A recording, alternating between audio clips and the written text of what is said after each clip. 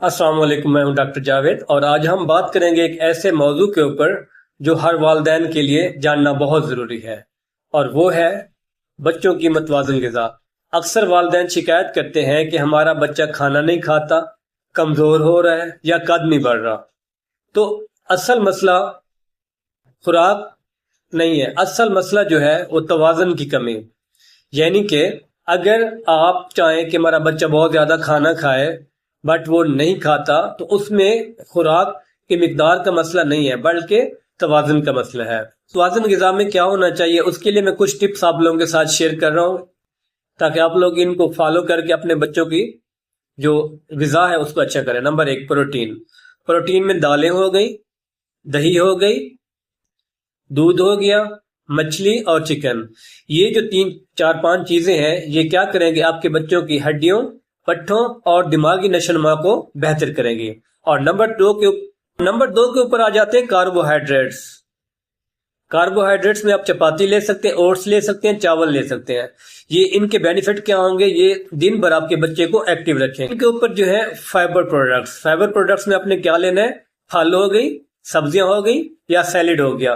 یہ کیا کریں گے، یہ آپ کے بچے کا ہاضمہ اچھا کریں گے اور قوت مدافعت فراہم کریں گے۔ نمبر 4 کے اوپر ہے کیلشیم اور آئرن۔ کیلشیم اور آئرن کے لیے آپ نے کون سی غذا دینی ہے، دودھ ہو گیا، دہی ہو گئی، پالک، پنیر اور کھجور۔ یہ آپ کے بچوں کی ہڈیوں اور خون کے لیے بہت ضروری غذائیں ہیں۔ نمبر 5 کے اوپر ہے پانی۔ اکثر والدین جو ہے پانی کی اہمیت کو بھول جاتے ہیں۔ کم سے کم اپنے بچے کو 4 سے 6 گلاس پانی روزانہ دیں تاکہ وہ ہائیڈریٹ رہے۔ کہ اپنے بچوں کو کون سی چیزیں نہیں دینی۔ نمبر 1، کولڈ ڈرنکس ہو گئی، زیادہ میٹھے جوسز ہو گئے، بازار کے کھانے ہو گئے، اس کے بعد ٹافی اور چاکلیٹس۔ یہ چیزیں آپ لوگوں نے بچوں کو نہیں دینی۔